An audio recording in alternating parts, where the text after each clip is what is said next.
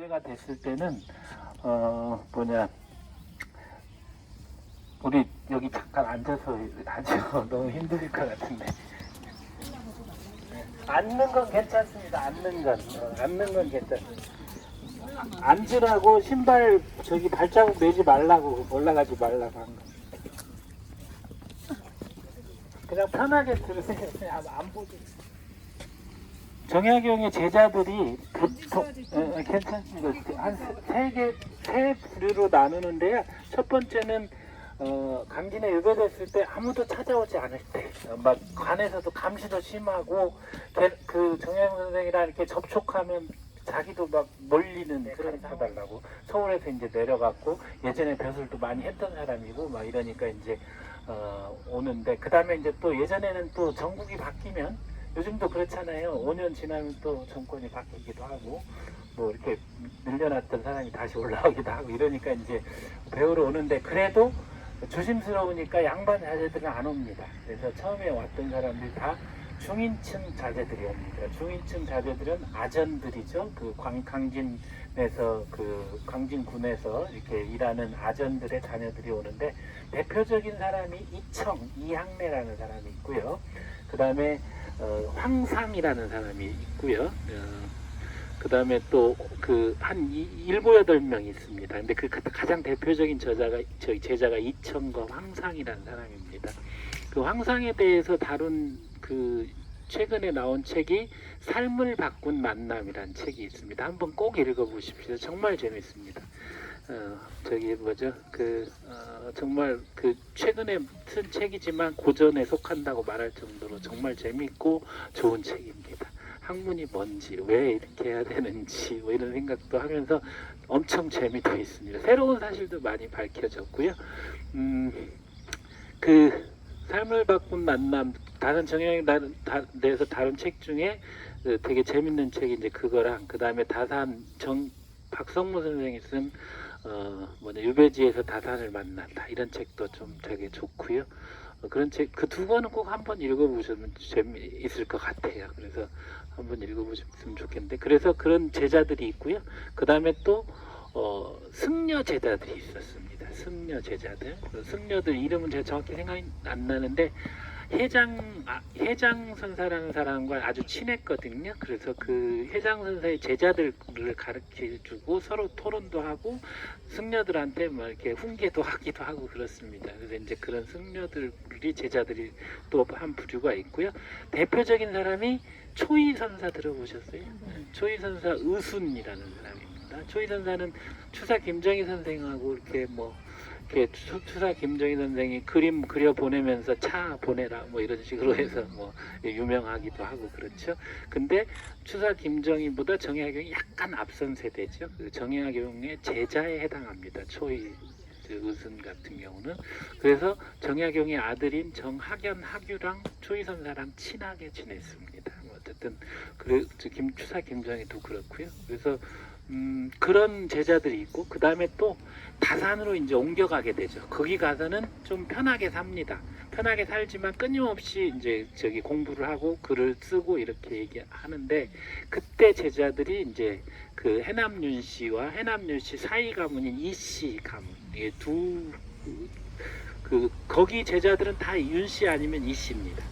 그래서 이제 대표적인 사람이 그 중에 이강해라는 사람이 있고요. 윤정기 이런 사람들이 있습니다. 이제 그런 사람들 한 18명인가 되죠. 그래서 그 사람들이 다산선생 해배돼서 올라올 때 다신계라는 걸 조직해서 이제 거기서 이제 차를 덮어서 뭐 스승한테 보내고 어쩌고 저쩌고 뭐 이런 내용들이 다신계 절목이 지금까지 남아서 전합니다. 그래서 그 다신계의 정약용 선생이 그 읍중 제자, 아까 했었던 그 중인층 제자들, 읍중 제자들도 쓰도록 하고, 그 다음에 승려 제자들도 같이 포함시키도록 해서 그게 지금까지 제자들이 전해 오고 있고요. 그 중에 이청이라는 사람이 저기 중인층 아전의 자제였는데, 정약용의 그 아주 글 정리하고 같이 하는데 아주 뛰어났던 사람입니다. 그래서 목민심서라든지 또 경세협회라든지 이런 데 보면 청안이라는 말이 나옵니다. 청안, 그러면 이청이 덧붙였다, 뭐 이런 뜻으로 나오기도 하고 선생안 이런 말도 나옵니다. 저기 뭐죠? 그 이청이 쓰는데 선생이 말한 거를 내용을 더 정리한다 뭐 이런 뜻이기도 하고 그렇습니다. 그래서 혼자서 한 건 아니고 많은 사람들이 제자들과 함께 집단으로 일을 했습니다. 그래서 그것이 가장 잘 나와 있는 책은 뭐냐면 정민의 다산선생 경영법인가 이런 책이 있습니다. 한번 그것도 재미있습니다. 한번 읽어볼 만합니다. 책을 쓸 때 어떻게 써야 되는지 정말 그걸 보면 한번 써볼 만한 생각이 납니다. 왜냐하면 옛날에 책들 고전들을 가지고 거기서 뽑아요. 우리 그 발췌한다 그러죠. 발췌하는데 그대로 베끼는 게 아니고 거기에 내 생각을 덧붙여요. 이제 그런 식으로 모든 어떤 하나의 얼개를 잡아서 주제를 잡아서 그거를 어떤 식으로 자료를 발췌를 하고 그걸 또 그 생각을 정리하고 그걸 전체적으로 또 일목요연하게 정리하는 그런 과정을 겪거든요. 이제 그런 거를 제자들과 함께 이제 했어요. 그래서 이렇게 많은 책을 세계적으로 전무후무합니다. 이런 정도의 내용을 쓴 사람들 같은 경우는. 그래서 어쨌든 그래서 이제 그런 업적들을 남길 수 있었는데 정약용 선생이 이제 책을 쓰는데 매달린 것도 다른 이유도 있어요. 뭐 자기가 이제 패족이 됐잖아요. 예전에 패족 들어봤죠? 최근에도 패족이란 말 한때 유행한 적 기억하시죠? 그때도 패족이란 말이 있었습니다. 패족이 된 상황에서 어쨌든 그 학문을 통해서 자신의 어떤 저걸 남기고 싶었던 생각도 있습니다. 그래서 이제 그런 정말 뭐 복숭아 뼈라 그러죠. 복숭아 뼈가 막 2번 달아 없어질 정도로 했다. 뭐 이런 기록이 있을 정도로 그렇게 엄청나게 연구하고 또 그것이 후세에 쓰이기를 바랬습니다. 근데 현실에 잘 안 쓰였죠. 현실에서는 잘 안 쓰였고 정약용 선생의 해배가 1816년에 될 뻔했어요. 그 아들이 저기 신문고를 쳐가지고 풀어주라고 했는데 한 사람이 반대했어요. 다 허가가 나서 이제 그 파발이 가면 되는데 장계 그 뭐죠 공문이 내려가면 되는데 한 사람이 반대해서 못 갔어요. 그 사람이 서영보라는 사람인데 그 사람이 왜 못 가게 했냐면 정약용이 암행어사 경기 암행어사 할 때 그 사람을 탄핵했거든요. 그래갖고 끝까지 저기 해서 그래서 2년 뒤에 해배가 됐습니다. 그래서 정약전 같은 경우는 흑산도 대흑산도에 있다가 처음에 우의도에 있다가 대흑산도로 갔다가 다시 우의도로 왔는데 왜 왔냐면 동생이 풀려난다는 소식을 듣고 흑산도는 엄청 멀어요. 지도를 한번 보시면 지금 목포 신안 저기 무안에서 배가 출발하면 내해는 어디까지냐면 도초도 비근도까지가 내해입니다. 넘어가면 우의도가 나와요. 한참 가면 우의도에서 또 한참을 가면 흑산도가 나옵니다. 예전에 외에는 목선으로 가면 그냥 바람 앞에 뭐 저런 신세죠. 널빤지 신세죠. 그렇기 때문에 외해까지 가는 게 정말 어려웠죠. 그래서 정약전이 자기 동생이 해배가 된다, 유배에서 풀린다는 소식을 듣고 우의도로 나옵니다. 동생이 자기를 꼭 찾아올 거라는 생각을 하고 찾아오면 외까지 오려면 너무 힘드니까 우의도로 나와서 기다리다가 결국은 못 만나고 죽습니다. 그래서 둘이 나주 율정에서 16년 전에 헤어지고 나서 그리워하고 편지 오가고는 했지만 실제는 보지 못하고 죽습니다. 그래서 율정에서 이별이라는 시가 남아서 전해옵니다. 정약용이 되게 마음이 슬퍼요. 내일 이제 헤어져서 하나는 강진으로 가고 하나는 저 멀리 흑산도로 귀양 가는 헤어지는 형제 간의 정말 친했던 것 같아요. 둘이 학문적 지우이기도 했고 형제였지만 그래서 그런 내용들이 절절하게 지금도 나오고요. 저 천일각이라고 되어 있죠. 저 천일각은 다산성가에 지금 다산초당에 가면 왼쪽으로 바다가 바라보이는 곳에 천일각이라는 정자가 지금도 가보면 있습니다. 다산 선생이 있을 때 거기에 정자는 없었는데 다산 선생이 형님이 그리우면 거기 올라가서 우의도 쪽을 바라봤다라는 내용이 많이 전해서 거기에 이제 최근에 정자를 만들었는데 그걸 본떠서 여기다도 만들어 놓은 것 같습니다. 이제 천천히 들어가서 다산 여기가 다산 문화관이고요. 이제 나올 때 다산 문화관 잠깐 들러서 이렇게 나올 거고요. 들어가서 생가 보고 생가는 사실 볼 건 없습니다. 거의 뭐 그냥 흔적도 없고 그렇기 때문에 뒤에 묘가 있고요. 상가 오른쪽으로 해서 묘로 올라가서 일이 내려올 거고요. 앞쪽에 실학박물관이 있는데 실학박물관은 시간이 되시면 저희가 함께 갈 시간은 안 되니까 되시는 분들은 들렀다 가셔도 좋습니다. 또 아니면 나중에 또 기회를 잡아서 한 번 더 해도 좋고요. 여기 산책하기도 좋으니까요. 그래서 들어가시죠. 저기 생가 쪽 보고.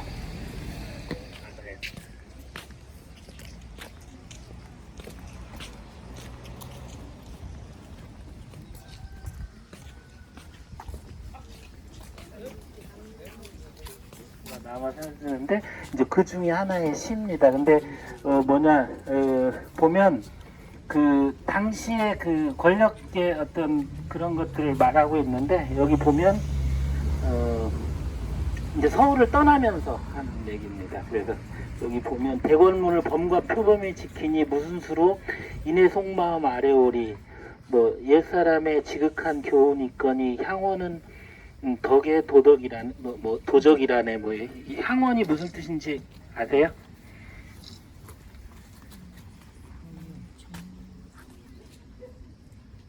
저도 생각이 가물가물합니다. 나중에 생각나면 말씀드려요. 현실 얘기 쓰고 정치 얘기 시에 다 써주고 그렇습니다. 맞아요.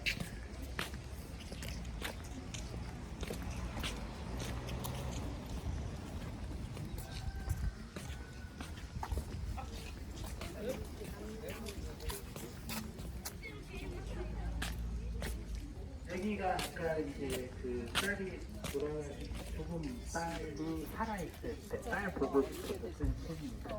그래서 이거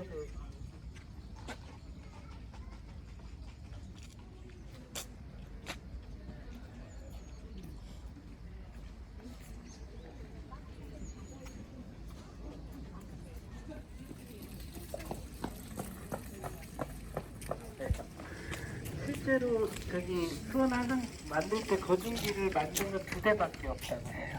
별로 안 만들었어요. 보면 뭐 하는 데도 있을 것 같아요. 들어 올리긴 했는데.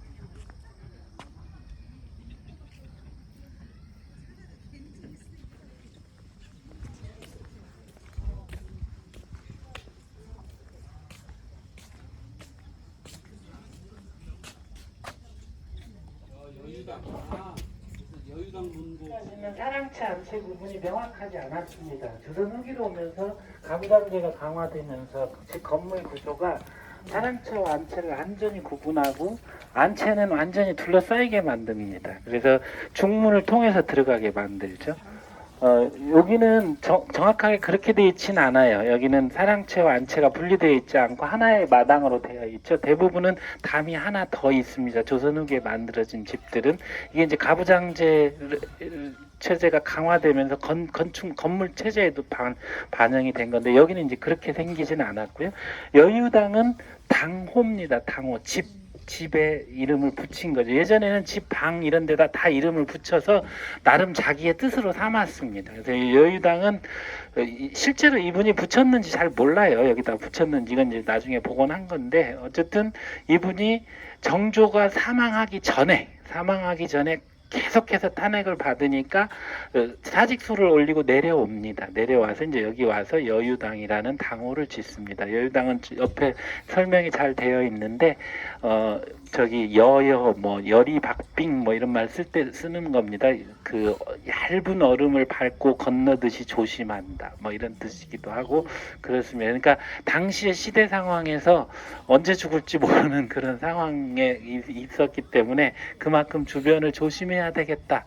정약용이 되게 직선적이었나 봐요. 직선적이고 아주 그 뭐랄까 이렇게 과단성 있는 그런 사람이었나 봐요. 그래서 그런 걸 내가 조심해야 되겠다. 그런 뜻에서 이제 여유당이라는 당호를 지었다 그러고요. 일반적으로는 당이라는 걸 잘 칭을 안 하고요. 보통 헌 뭐 이런 걸 이런 걸 많이 하는데 여기는 당으로 했네요. 그래서 보통은 건물의 격을 나타낼 때 건물 이름을 지을 때 전 끝에 뭐 우리 저기 가면 절에도 대웅전이 있고 관음전이 있고 또 궁궐에 가면 뭐 강령전, 교태전, 근정전 이런 게 있고 무슨 당 뭐 이런 당이 있고 그 다음에 합이 있습니다. 전당, 합각, 재헌, 누정 그렇습니다. 그래서 건물의 격을 완전히 일치하지 않는데 일반적으로 이제 전당은 기본적으로 이제 전 같은 게 왕이나 왕비. 그래서 왕은 그 전 뭐죠? 대전, 중전, 왕비는 중전 이러잖아요. 그래서 건물이 그렇고 그래서 대전, 중전 그 앞에 내가 낮으니까 전하라고 얘기하고요. 그다음에 또 그보다 좀 격이 낮으면 합하라고 얘기하고요. 그 다음에 전당, 합, 각, 그 다음에 각하라고 얘기합니다.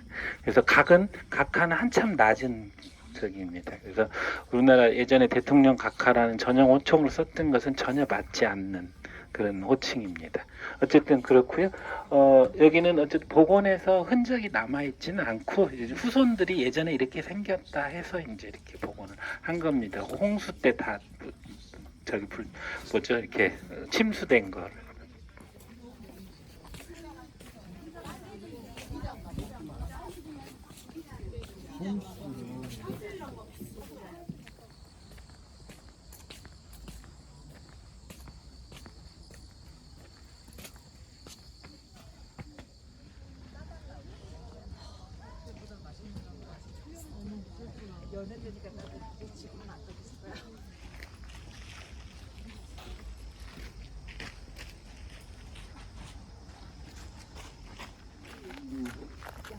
숙부인 풍산홍씨, 그다음에 문도공 다산 정약용 선생 지묘라고 돼 있죠.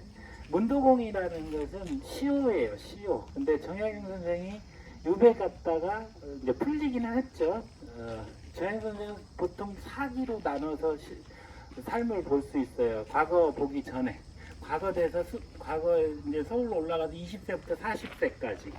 40세에 유배돼서 58세까지 해배될 때까지 18년간 해배가 됐고요.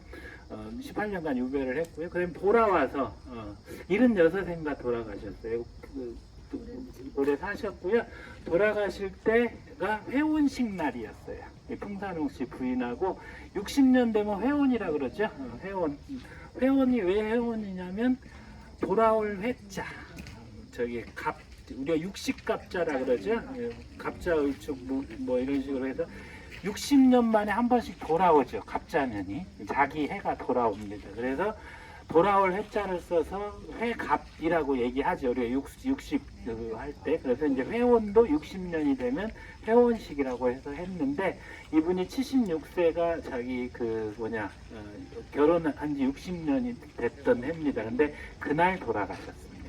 그날 친지들 다 와서 그 전날 와서 이제 회원식 잔치 한다고 했는데 그날 돌아가셨어요.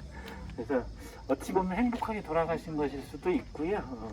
그런데 근데 어쨌든 돌아가실 때 해배가 되긴 했지만 완전히 풀리진 않았어요. 그전에도 등용이 몇 번 될 뻔했어요. 근데 안 됐고요.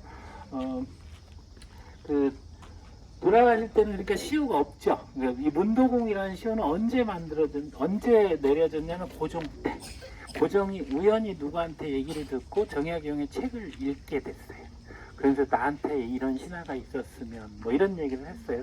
그럼 나라를 안 망해먹었을까? 뭐 이런 생각이 들기도 하지만 어쨌든 그런 얘기를 하면서 그때 이제 시호를 내린 겁니다. 1902년인가 아마 이 정도 될 때, 연도는 제가 정확히 기억하지 못하는데 하여튼 고종 때 1900년대 초반이 맞을 겁니다. 그래서 그때 그 이후에 만들었겠죠. 게다가 또 다산이라는 호를 하게 된 것도 얼마 되지 않았어요. 그러니까 이거 만든 지 얼마 안 됐다는 얘기고요. 풍산홍 씨는 정약용은 본부인만 알려져 있고요. 첩실이 하나 있었습니다. 근데 최근에 다 알려졌습니다. 정식 기록에는 없고요. 있었을 것 같아요. 근데 이제 왜 있었냐면 유배가 되고 나서 아예 안 풀릴 거라고 생각했습니다. 근데 이제 다산에 있을 때 처음에는 승려들이 와서 밥해주고 그랬는데 그 아암 회장의 제자들이 와서 밥해줄 사람이 없으니까 이제 자기 혼자 살겠다 계속 그러는데 그 다산의 그 해남윤 씨가 외갓집 집안이에요. 그 정약용 선생의 어머니가 해남윤 씨예요. 윤두서 우리 저기 봤죠? 그 초상화 봤죠? 초상화 보면 목만 있어서 좀 섬뜩해 보이죠? 원래는 목만 있는 그림 아니에요. 원래는 이렇게 어깨랑 다 있었던 그림. 지워져서 그런 거고요. 그 윤두서의 손녀인가 그렇습니다. 그래서 다산 선생이 강진을 유배됐는데 거기가 마침 자기 애가 집안이고 그러니까 그 집안에서 이제 해줬고 그래서 이제 그 집안에서 이제 사람을 계속 드리라고 하니까 정현 선생이 안 드리겠다 이렇게 하다가 아픈 상황에서 드리게 됐고 그래서 첩시됐던 사람이 있는데 누군지 모르고요. 홍인모라는 말로만 전해오고 딸이 하나 있었던 것 같다고 얘기합니다. 근데 이제 제가 왜 이 얘기를 하냐면 그때쯤 해서 이 풍산홍 씨가 되게 좀 무서웠나 봐요. 그 부인이 풍산홍 씨가 아주 조선 후기에 유명한 집안입니다. 꽤 아버지도 그 무관으로 꽤 높은 벼슬도 했고 그런 집안이고 그래서 좀 배가 셌다는 얘기도 있고 그러는데 이분이 이제 그 다산 정약이 이제 유배에서 풀릴 어떤 희망을 다 없애고 그러면서 이제 거기에서 적응해서 살고 있던 시기죠. 이제 그때 이제 아마 그 집에 그 다산초당에 이제 그 홍인모라는 사람이 들어왔나 봐요. 그때 이 부인이 뭐를 보내냐면 자기 시집올 때 입고 왔던 그 치마를 보냅니다. 다 해진 치마. 그 뭐라고 그러죠? 시집올 때 입은 치마를 다홍치마 맞아요. 이왕이면 다홍치마. 그 다홍치마를 보내요. 다 이제 색이 바랬으니까. 그래서 이제 색이 다 바랬는데 외부 정약용한테 보냈죠. 근데 이제 예전에는 몰랐지 왜 보냈는지. 근데 요즘 그렇게 추론하지. 딴 생각하지 마라. 이제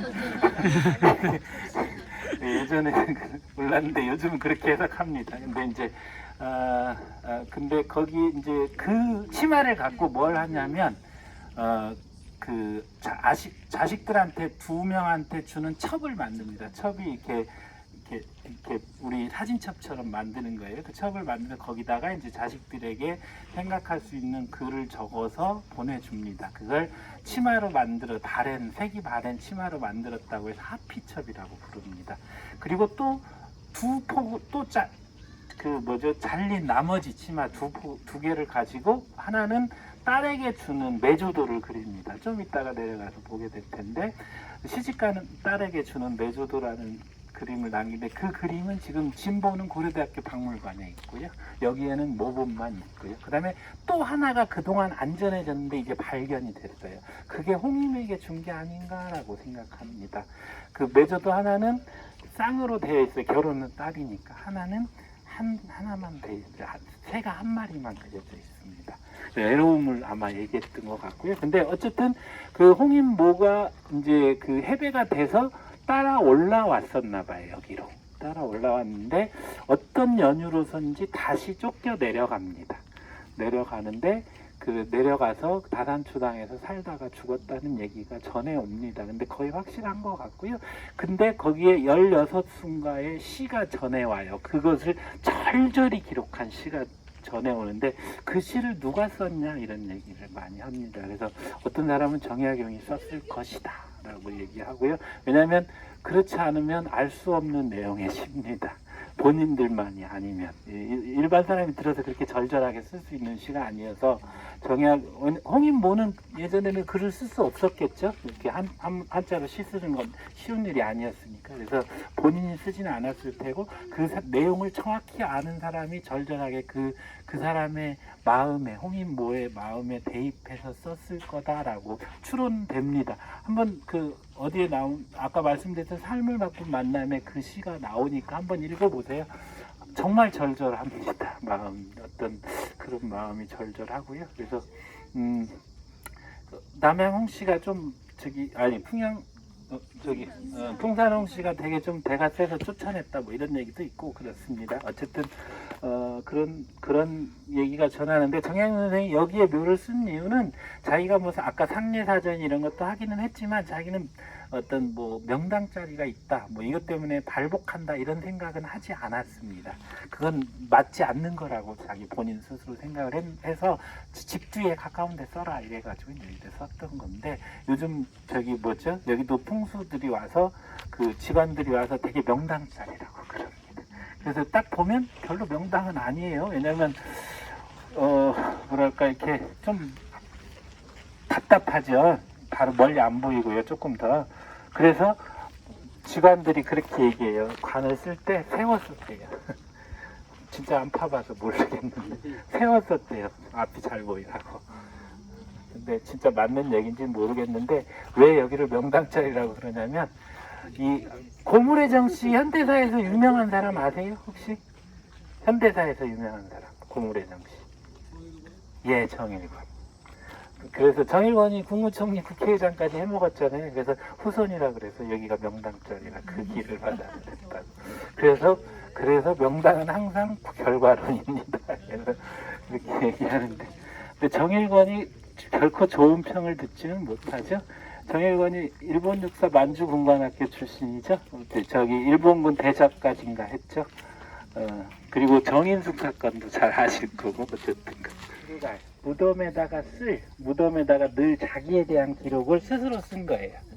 그러니까 자기가 스스로. 그래서 아무래도 이제 누가 볼 일 없는 거잖아요. 그래서 그런 거고요. 추사가 남아 있는. 이 다산 정일근 선생의 실제 모습은 모릅니다. 이렇게 이런 거는 다 상상해서 만든 거고요. 그리고 실제 다산 선생의 초상화라고 나와 있는 것도 다 그냥 상상해서 그린 건데, 이제 자기 외모에 대한 자기 기록은 남아 있습니다. 뭐냐면 외가를 닮았다고 얘기를 했고요. 그 다음에 또 그 아까 산미자라는 호가 나온 것처럼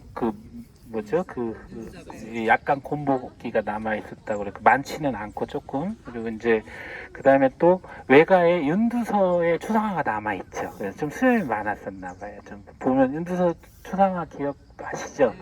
이제 그런 모습과 유사하다라고 얘기를 본인이 기록으로 남긴 게 나오고 초상화는 전하지 않습니다. 그래서 이런 모양은 다 그냥 대충 만든 겁니다.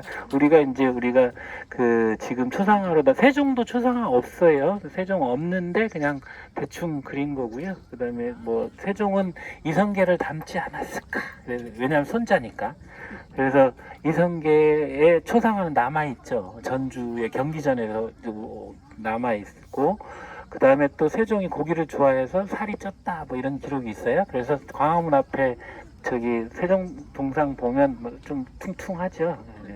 그래서 그렇게 만들어 놓은 거고요. 그 다음에 뭐 하여튼 그래, 정조 초상화도 완전히 상상 속의 초상화고요. 잘못 그린 거 많습니다. 정조 초상화도 보면. 어쨌든 그렇고, 다산 선생에도 초상화도 남아있지 않습니다. 그래서 그냥 대충 그냥 그 기록 보고 그럴 것이다 라고 생각하고, 이순신 장군도 남아있지 않죠. 그래서 이순신 장군 초상화도 보면 거의 문관처럼 되어 있죠. 우리 얼마짜리에 있죠? 500원짜리인가요? 500원짜리 아닌가? 100원짜리. 저 어렸을 때 100원짜리 지폐 있었는데 지금 없죠. 근데 이제 그 100원짜리 보면 근데 서양인처럼 생겼어요. 지폐 보면 기억하실지 모르겠어요. 왜 서양인처럼 생겼냐면 영국에서 그땐 찍어왔어요. 조폐 기술이 없어갖고. 그래서 영국의 도안 기술이 들어가면서 서양인 모습이 됐습니다.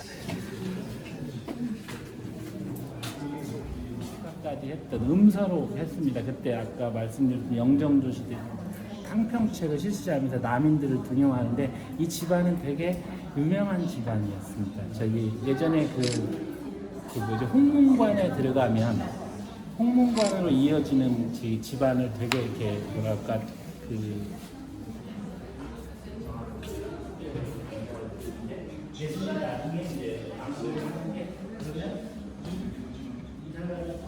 아들을 다시 입으로 넣어라고 실제로 그래서 이제 그 당시에 감당을 하는